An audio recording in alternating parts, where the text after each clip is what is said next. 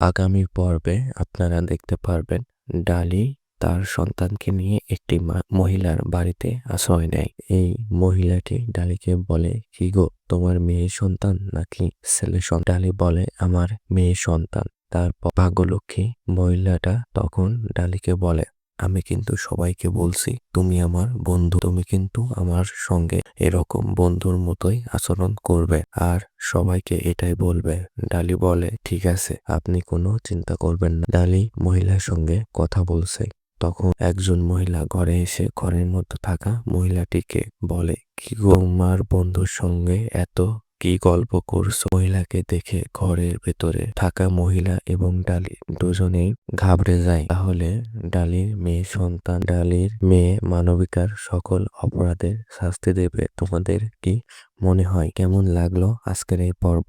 এরকম আরো নতুন নতুন পর্ব আপডেট পেতে আমাদের চ্যানেলটি এখনই সাবস্ক্রাইব করে রাখুন।